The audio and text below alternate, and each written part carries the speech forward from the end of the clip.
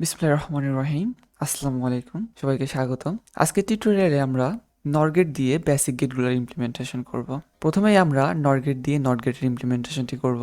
তো চলুন আমরা সার্কিট ডায়াগ্রাম এবং ট্রুথ টেবিলটি দেখে আসি। নর গেট দিয়ে নট গেট ইমপ্লিমেন্টেশনের জন্য আমাদের জাস্ট একটি মাত্র নর গেটের প্রয়োজন হবে। আমরা যদি সার্কিট ডায়াগ্রামের দিকে একটু লক্ষ্য করি, আমরা যদি একটি ইনপুট এ নট গেটের মধ্য দিয়ে পাস করাই, তাহলেই আমরা নট গেট পেয়ে যাব। এবং নট গেটের ট্রুথ টেবিল সম্পর্কে অলরেডি আমরা জানি যে নট গেট হলো একটা বেসিক গেট যার একটা মাত্র ইনপুট থাকে এবং আউটপুটটি হয় ঠিক তার বিপরীত। তাহলে চলুন আমরা সার্কিটটি ড্র করি এবং সিমুলেশনটি করি। আমরা প্রথমেই বরাবরের মতন ব্রেডবোর্ড নিয়ে নিই, power supply, switch, LED, register এবং আমাদের লাগবে একটি নর গেট। তো আমরা একটি কোয়াড নর গেট নিয়ে নিই। আমরা যদি মাউস কার্সারটি পিনগুলোর উপরে রাখি, তাহলে একে একে আমরা তার সকল পিনগুলোর কাজ দেখতে পারবো। নর গেটের ক্ষেত্রেও প্রথমটি হলো তার পাওয়ার এবং লাস্টের নিচের দিকে লাস্টেরটি হলো তার গ্রাউন্ড। অর্থাৎ এই জিনিসটা কিন্তু অন্যান্য গেটগুলোর ক্ষেত্রেও সেম, কিন্তু এখানে আমরা খেয়াল করি যে প্রথমটি আমাদের পাওয়ার হলেও সেকেন্ডটি আমাদের আউটপুট, থার্ড এবং ফোর্থটি হলো আমাদের ইনপুট। ঠিক একইভাবে তারপরেরটি আউটপুট, তারপরে দুইটি ইনপুট। আমরা এই পিন ডায়াগ্রামটি একটু ভালো করে খেয়াল করে কানেকশন দিব। তো আমরা প্রথমেই নর গেটটি ব্রেডবোর্ডে প্লেস করি। এরপর আমরা পাওয়ার সাপ্লাই থেকে আমরা নেগেটিভ পার্টে ব্রেডবোর্ডের নেগেটিভ বা গ্রাউন্ডের সাথে কানেক্ট করে দিই, কালার রাখবো ব্ল্যাক।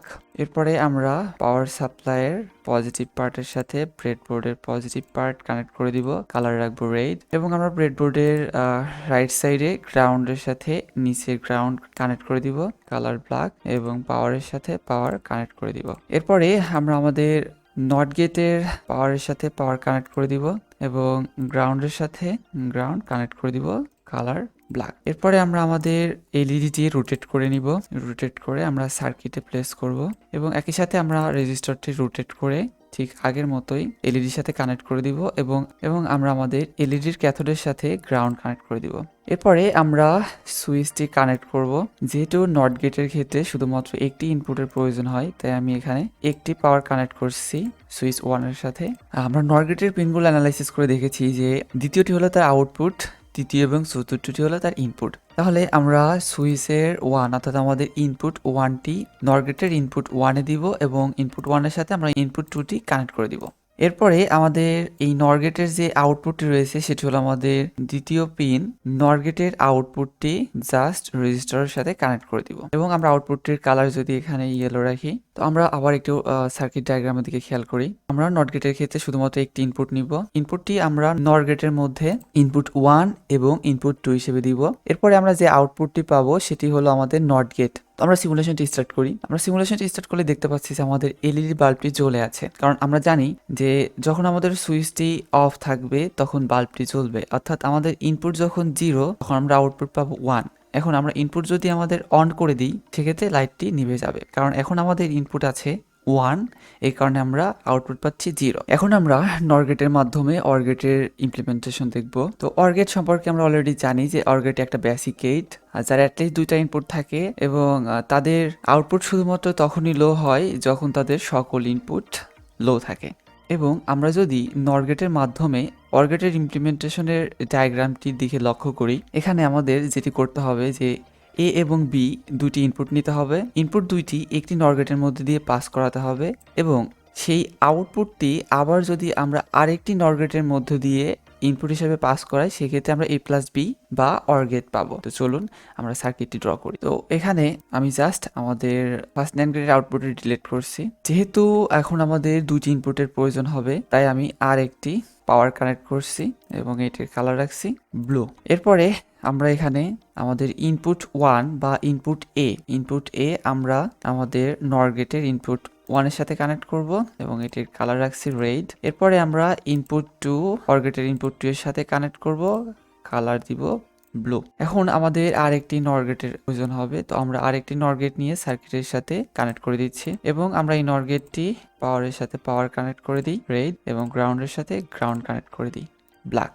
আমরা সার্কিট ডায়াগ্রাম থেকে দেখেছিলাম যে আমরা ফার্স্ট নর গেটে দুটি ইনপুট দিব এ বি এবং ফার্স্ট নর গেট থেকে আমরা যে আউটপুটটি পাবো সেই আউটপুটটি যদি আমরা আমাদের সেকেন্ড নর গেটের দুইটি ইনপুট হিসেবে দিই, তো আমি এখানে এর কালার রাখছি পার্পল। অর্থাৎ আমরা খেয়াল করি যে সেটি আমরা ফার্স্ট ইনপুট হিসেবে যেভাবে দিচ্ছি ঠিক একইভাবে আমরা সেকেন্ড ইনপুট হিসেবেও কানেক্ট করব এবং আমরা সেকেন্ড নর গেটে যে আউটপুটটি পাবো সেই আউটপুটটি হলো আমাদের অর গেট।